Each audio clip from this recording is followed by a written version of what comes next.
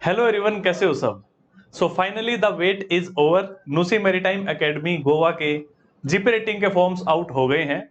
अपने देश के अंदर one of the finest colleges में जो कि जीपी रेटिंग का कोर्स करवाते हैं, नुसी मैरीटाइम एकेडमी का नाम आता है। सबसे बढ़िया बात इस कॉलेज की ये है, एक तो इसके प्लेसमेंट रिकॉर्ड्स बहुत बढ़िया हैं और इसके साथ साथ इसकी फीस बहुत कम है।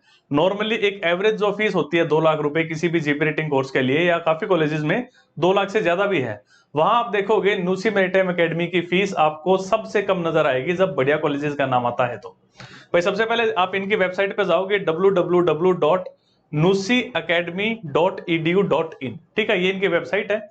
जैसे आप इनकी वेबसाइट के ऊपर आओगे आपको यहाँ पे दिख जाएगा कि भाई फॉर्म्स इनके आ चुके हैं और आपको डाउनलोड पे क्लिक करके इनका फॉर्म डाउनलोड करना है। तो आप यहाँ पे डाउनलोड पे क्लिक करोगे तो जीपी एप्लीकेशन फॉर्म, इसके ऊपर आपको क्लिक करना है। तो जैसे आप जिस जीपी एप्लीकेशन फॉर्म पे क्लिक करोगे आपके सामने ये डाउनलोड होके आ जाएगी। डाउनलोड होने के बाद जो इनका ब्रोशर है या फिर जो फॉर्म है, दोनों एक ही चीज के अंदर है, वो कुछ इस तरीके से आप लोगों को नजर आने वाला है। तो फॉर्म भरते हुए इस चीज का बहुत ज्यादा ध्यान रखना कि फॉर्म भरते हुए कोई गलती न हो, क्योंकि अक्सर ये पाया जाता है कि जिस बच्चे ने फॉर्म गलत भर दिया या कुछ ऊंच नीच कर दी तो उनका एग्जाम के लिए कॉल लेटर ही नहीं आता। अगर आपका नुसी का एग्जाम देने के लिए अगर कॉल लेटर आ जाता है तो अपने आप को सौभाग्यशाली समझना। मतलब आप वो सारी रिक्वायरमेंट्स फुलफिल कर रहे थे और अपने फॉर्म भरने में भी कोई गलती नहीं की, इसलिए आपको कॉल लेटर आया। ठीक है, जैसा आपको पता है नुसी हो गया, आपका टीएस रहमान हो गया, ये मतलब ऐसे कॉलेजेस हैं जिनमें एडमिशन लेने के लिए आपको टेस्ट के थ्रू गुजरना पड़ता है। आप रिटन टेस्ट क्लियर करते हो, उसके बाद आपकी थोड़ी बहुत इंग्लिश चेक की जाती है कि आप इंग्लिश समझ और पढ़ सकते हो कि नहीं, उसके लिए आपका इंटरव्यू होता है। और जैसा मैंने पहले ही बताया था, अगर इन कॉलेजेस का आपको रिटन टेस्ट का अगर स्टडी मटेरियल चाहिए, कुछ कंटेंट चाहिए पढ़ाई करने के लिए, पेपर चाहिए सॉल्व करने के लिए, तो उसका लिंक आप लोगों को इस वीडियो के डिस्क्रिप्शन में मिल जाएगा। आप वहां से उस स्टडी मटेरियल के अंदर से अगर निकल जाते हो तो अच्छा खासा कॉन्फिडेंस आ जाएगा, रिटन एग्जाम निकालने में कहीं कोई दिक्कत नहीं आएगी। ठीक है भाई, सबसे पहले इसका जो फॉर्म है एक बार पूरा ढंग से पढ़ लेना, सारी चीजें आपको यहाँ पे मिल जाएंगी। ठीक है, जैसे गीता होती है ना, गीता के अंदर सभी सवालों का जवाब है, उसी तरीके से जीपी रेटिंग का कोर्स जो कि नुसी में होने वाला है, उसके रिगार्डिंग जितने भी सवाल हैं उन सभी सवालों का जवाब इस ब्रोशर के अंदर आप लोगों को मिल जाएगा। ठीक है, मोटी मोटी कुछ बातें हम लोग यहाँ पे देख सकते हैं। सबसे बड़ी चीज, बॉयज और गर्ल्स दोनों इसके लिए अप्लाई कर सकते हैं। ठीक है, यानी कि गर्ल्स भी जीपी रेटिंग का कोर्स कर सकती हैं। अब भाई आ जाओ, सबसे पहले यहाँ पे कुछ शिप्स की फोटोज दी गई हैं। ठीक है, अलग अलग टाइप के शिप्स हैं, फिलहाल मैटर नहीं करते आपके लिए। फिलहाल आपके लिए जो जरूरी है वो ये कि फॉर्म को ठीक से भरना। बट स्टिल भाई, जो आपके शिपिंग इंडस्ट्री के अंदर मैक्सिमम जो शिप्स होती हैं वो आपको इस तरीके की नजर आएंगी। ये आप देख सकते हो, शिप के ऊपर ये कुछ क्रेन्स हैं, इनको आप बोलते हो कार्गो होल्ड्स। ठीक है, ये आपका कंटेनर वेसल है। ठीक है, कंटेनर शिप्स, इसमें कंटेनर रखे जाते हैं। ये भी आपका जनरल कार्गो ही लग रहा है ना। ये कुछ डायरेक्ट्स हैं आपके, क्रेन बोलते हैं इनको। अब आ जाओ भाई, सबसे पहले last date of receiving application forms is 31 August. 31 अगस्त आखिरी तारीख है, इससे पहले उनके पास आपका भरा हुआ फॉर्म पहुंच जाना चाहिए स्पीड पोस्ट के थ्रू। ठीक है, अब 31 तारीख लास्ट डेट है, मतलब लगभग 1.5 महीना आप लोगों के पास। इसका मतलब ये नहीं है कि आपको आखिरी टाइम का वेट करना है। इस बात से भी बहुत फर्क पड़ेगा कि आप कितना जल्दी और कितना सही फॉर्म भर के आप उनके पास भेजते हो, तो ज्यादा चांसेस रहेंगे कि आपका कॉल लेटर आए एग्जाम के लिए। ठीक है भाई, ठीक है, ये जो बैच है वो आप जनवरी 2024 बैच के लिए फॉर्म भरे गए हैं। तो उसके लाइफ ऑन बोर्ड शिप्स के बारे में थोड़ा बहुत यहाँ पे आप लोगों को बताया गया है। फिलहाल मैटर नहीं करता, अलग अलग टाइप के शिप्स के बारे में बताया गया है। जो जीपी रेटिंग करने के बाद जो ड्यूटी होती है जनरल पर्पज रेटिंग की, उसमें कुछ यहाँ पे चीजें लिखी गई हैं। काम आप लोग सारा कर ही लोगे। देखो, आपको पता है जब आप मर्चेंट नेवी के अंदर जा रहे हो और ट्रेनिंग का जो पार्ट होता है, उस ट्रेनिंग के पार्ट में आपको झाड़ू पोछे से लेके चिपिंग पेंटिंग तक सब कुछ करवाया जाता है। ठीक है, और ये कि बेसिक सी चीज है, आप नहीं, आपसे पहले भी जितने लोग आए थे और आपके बाद भी जितने लोग आएंगे सब इस प्रोसेस में से गुजरेंगे। ठीक है, कुछ अलग अलग शिप्स के बारे में बताया। ड्राई कार्गो शिप्स हो गए, एलपीजी एलएनजी कैरियर्स, एलपीजी और एलएनजी कैरियर्स जैसे मैंने बताया, इनमें मतलब सैलरी भी बहुत ज्यादा होती है क्योंकि रिस्क फैक्टर काफी ज्यादा होता है। आप सेफ्टी मतलब बहुत ज्यादा प्रिकॉशंस लेनी होती हैं। LPG liquefied petroleum gas, LNG liquefied natural gas carriers, ये जो मतलब गैस कैरी कर रहे हैं एक किस्म के। तो आप एक चीज मान के चलो, ड्राई कार्गो पे इन शिप्स पे जो सैलरी होगी उससे लगभग दुगनी सैलरी आपको यहाँ पे देखने को मिलेगी, लगभग दुगनी। ठीक है, उसके बाद भाई बात करते हैं एजुकेशनल क्वालिफिकेशन की। एजुकेशनल क्वालिफिकेशन में आपके पास 10वीं होनी चाहिए कम से कम 40% के साथ, और 10वीं या 12वीं में किसी एक में आपके जो है इंग्लिश के अंदर एटलीस्ट 40% होने जरूरी है। ठीक है, ये बात यहाँ पे लिखी हुई है। मतलब कि इंग्लिश में आपके यहाँ तो 10वीं में या 12वीं में एक बार 40% मार्क्स आए जरूरी होने चाहिए, और 10वीं में ओवरऑल 40% चाहिए। या फिर अगर आपने आईटीआई कर रखी है 2 साल की, ठीक है, इंजीनियरिंग ट्रेड्स में, जो कि नीचे बाद में आपको दिए हुए मिलेंगे, और 40% से अगर आपने आईटीआई कर रखी है 2 साल वाली, तो वहां से भी आप एलिजिबल हो जाते हो। और ये बात भी मान के चलो, अगर आपके पास आईटीआई है और एक वो बच्चा जिसने सिर्फ 10th की है, तो शायद उस बच्चे को ज्यादा प्रायोरिटी मिलेगी जिसने के पास आईटीआई है, ठीक है, क्योंकि शिप के ऊपर ये चीजें काफी काम आएंगी। जो ट्रेनिंग का हिस्सा होता है उसके अंदर आपके आईटीआई की नॉलेज बहुत कम आती है। उसके बाद एज 18 से 25 के बीच। मेडिकल फिटनेस की बात करें तो यहाँ पे 2 चीजें देखते हैं ये लोग, एक आपका बीएमआई और एक आपकी आई साइट, ठीक है। बीएमआई आपका 20 से 30 के बीच में होना चाहिए, फिजिकली आप फिट हो, और आपकी आई साइट जो है, एक आई आपकी 6/6 की और दूसरी 6/9 की भी चल जाएगी, ठीक है। उसके बाद यहाँ पे बताया गया 6 महीने का रेजिडेंशियल कोर्स है, जो कि 1 जनवरी 2024 से शुरू होएगा। रेजिडेंशियल कोर्स मतलब वहीं पे रहना खाना पीना है, ऐसा नहीं है कि आपने क्लास ली और फिर घर चले गए, फिर अगले दिन आए क्लास ली और घर चले गए, ऐसा नहीं। यानी आप 24 घंटे वहीं पे रहोगे, ठीक है। और इसके बाद पासपोर्ट जो है आपके पास कंपलसरी होना चाहिए। जैसे आप लोगों को पता है कि न्यूसी हमेशा पासपोर्ट मांगती है, और पासपोर्ट आपका कम से कम 30 जून 2025 तक वैलिड हो, ठीक है। अगर अभी भी किसी के पास पासपोर्ट नहीं है तो 1.5 महीने का टाइम है, फटाफट आप इसे बनवा सकते हो, कोई दिक्कत नहीं आएगी। उसके बाद ये बात लिखा गया है कि आपका जो इंटरव्यू या जो टेस्ट है वो कहाँ पे होगा, मुंबई या गोवा के अंदर कंडक्ट करवाया जाएगा। क्या चीजें चेक की जाएंगी आपकी, भाई English, oral questions, mathematics, science and general knowledge, ठीक है, ये आपकी चीजें चेक की जाएंगी बेसिकली। और इंटरव्यू के अंदर आपके इंग्लिश पढ़ने और समझने की क्षमता को चेक किया जाएगा कि कोई बात इंग्लिश में लिखी हुई है आप उसको ठीक से पढ़ पाते हो कि नहीं, और पढ़ने के बाद आप उसका मतलब समझ पाते हो कि नहीं, कि हिंदी में उसका मतलब क्या है, ठीक है। तो ये चीजें मस्ट होती हैं थोड़ी सी। उसके बाद ये नॉर्मल सी बातें, यहाँ पे कोई दिक्कत नहीं है।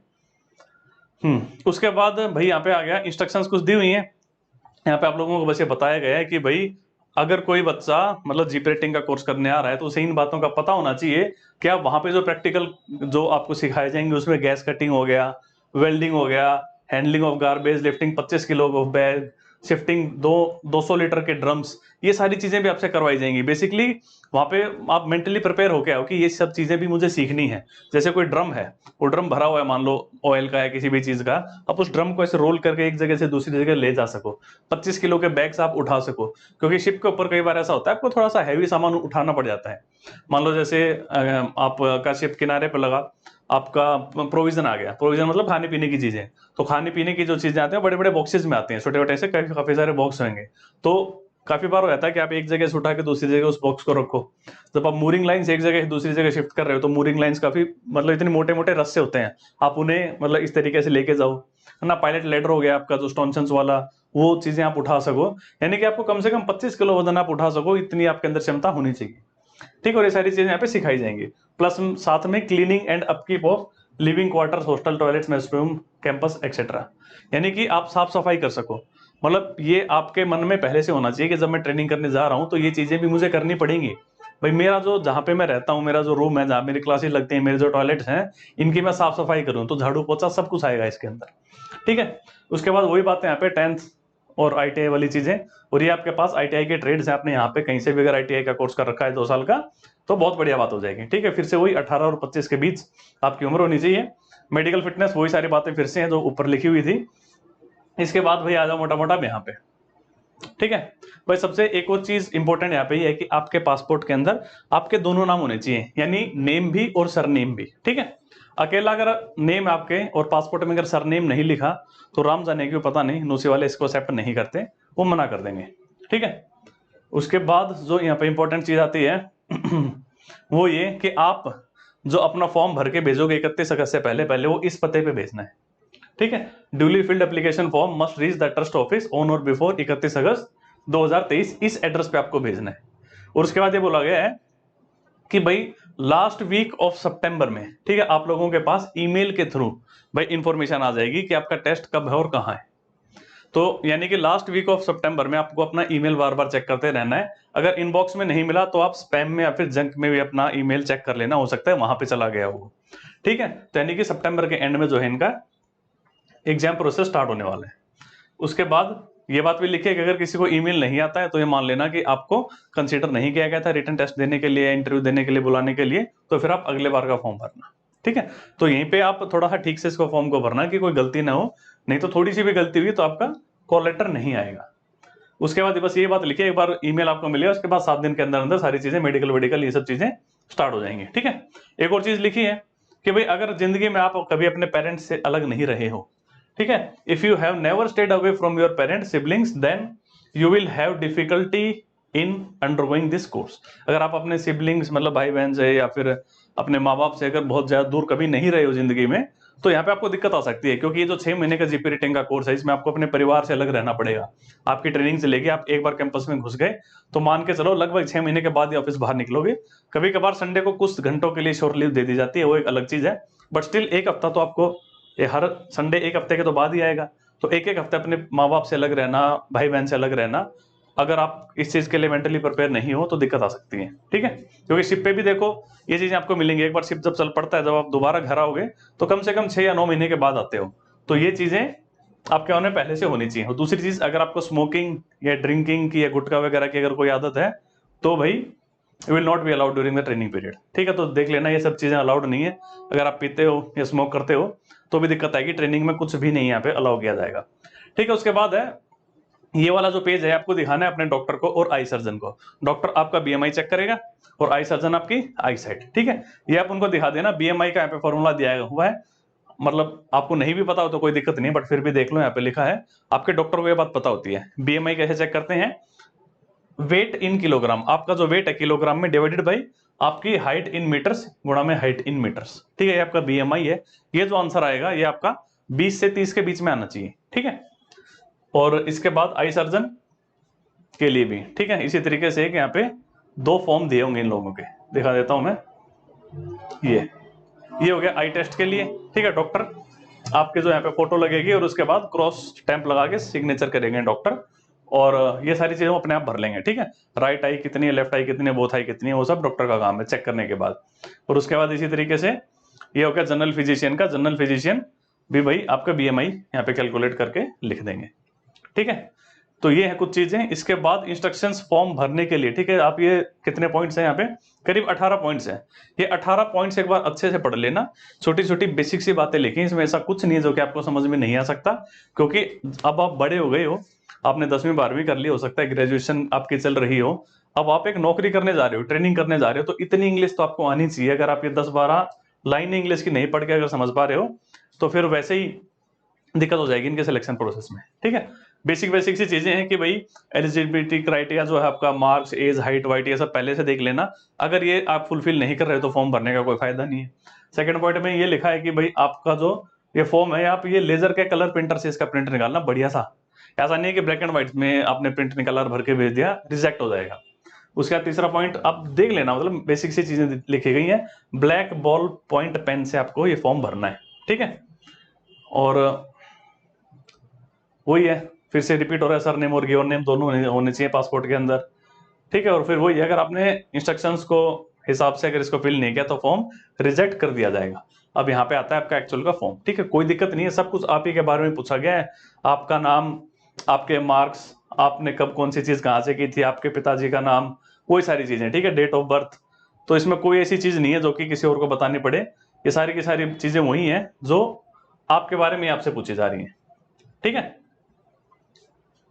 चलो फिर उसके बाद कुछ ये बाद की बातें लिखी गई हैं कि जब आप जीपी रेटिंग के कोर्स में एनरोल हो जाते हो तो उसमें भी लास्ट में एक एग्जाम होता है। ठीक है, वो इतना कोई टफ नहीं है। अगर आपने 6 महीने जो जीपी रेटिंग की कोर्स की जो ट्रेनिंग की है, उस ट्रेनिंग में अगर आपने अपने आंखें और कान खुले रखे हैं तो एग्जाम क्लियर हो जाता है, कोई दिक्कत नहीं है।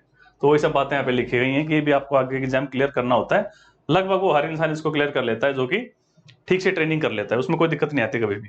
ठीक है, बात करते हैं इनकी फीस की, तो भाई बहुत ही कम फीस है। अगर आप जीपी रेटिंग की बात करो, इतने बढ़िया कॉलेज की इतनी कम फीस, मैं कह रहा हूं अगर इनके फीस इससे डबल भी होती ना, दुगनी भी होती, तब भी मतलब बच्चों में इतनी मारा मारी रहती है पे एडमिशन लेने के लिए। तो आप इस चीज का फायदा उठाओ कि इतनी कम फीस, सिर्फ 1.5 लाख रुपए जो इनकी फीस है, और 1.5 लाख के अलावा यहाँ पे 18,000 रुपए लिए जा रहे हैं, लगभग 18,000 रुपए भाई टेलर को आप कैश दोगे, क्योंकि वहां पे आपकी यूनिफॉर्म सिलवाई जाएगी, है ना।